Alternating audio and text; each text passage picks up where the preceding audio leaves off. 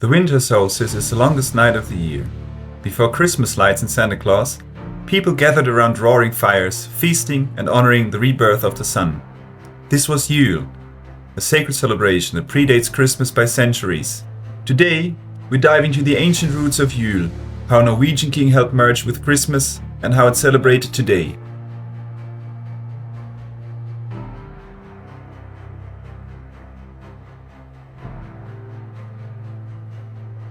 Long before Christianity reached Northern Europe, the Germanic people celebrated Yule, or Yule in Old Norse. It was held around the winter solstice, a time when the sun seemed to stand still in the sky. This moment symbolized the return of the light, a cosmic promise that warmth and life would return after the harsh darkness of winter. For these early people, Yule was about honoring the gods, especially Wodan or Odin, who was sometimes called Yolnir, meaning the Yule one. During this time, Odin was said to ride through the sky leading the wild hunt, a ghostly procession of spirits. People would leave offerings of food and drink for him in his special riders. A tradition, some believe, echoes today in leaving cookies for Santa Claus. While much of what we know about Yule comes from Norse sources, the celebration itself is older and broader, rooted deeply in the Germanic world as a whole. The early Germanic tribes of Central and Northern Europe, including the Angles, Saxons, Franks and Alemanni, lived closely attuned to nature's rhythms. For them, winter was not just a season, it was a test of survival. The winter solstice marked a turning point. After weeks of shortening days, the sun's return signaled hope, a promise that life would endure. Germanic people celebrated this time with midwinter feasts, communal gatherings and rituals meant to ensure fertility, protection and prosperity in the coming year. These celebrations were often tied to ancestor veneration.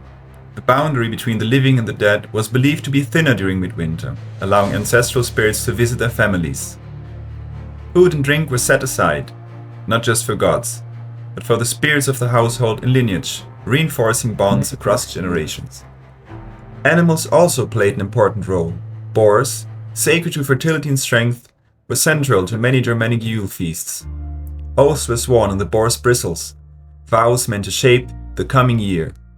This tradition echoes today in symbolic New Year's resolutions and ceremonial promises.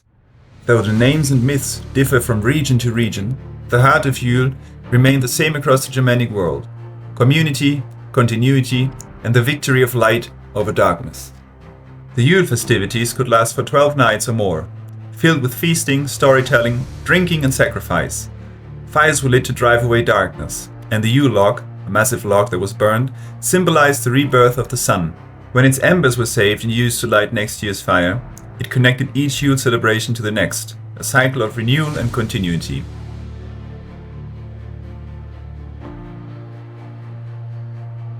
By the 10th century, Christianity had spread into Scandinavia, and the old pagan festivals were facing change. This is where King Håkon the Good, or Håkon I of Norway, comes into play. A Christian king ruling a largely pagan land, he sought to unite his people under one faith, carefully blending old and new traditions. According to the sagas, King Håkon moved the date of Yule to align with the Christian celebration of Christmas on December 25th.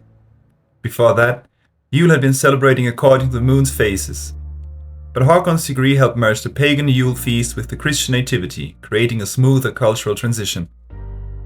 Many Germanic Yule customs, evergreen decorations, feasting, gift-giving and the burning of the Yule log were absorbed into the Christmas celebration.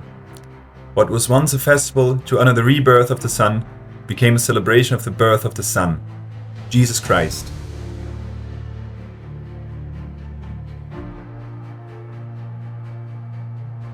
In our days, Yule is still celebrated, both by modern pagans and those who follow Norse-inspired spiritual paths.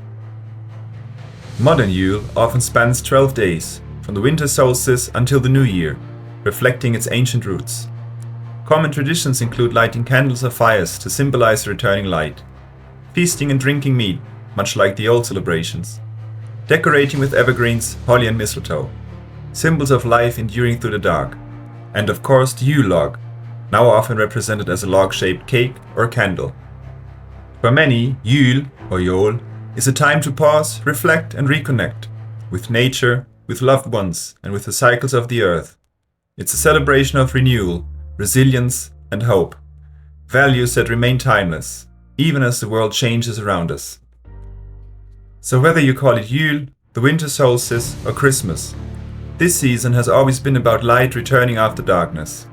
A reminder that even the coldest and darkest times, the sun always rises again. If you enjoyed this look into the history of Yule, leave a like, share your favorite solstice tradition in the comments, and don't forget to subscribe for more explorations of old history and myth.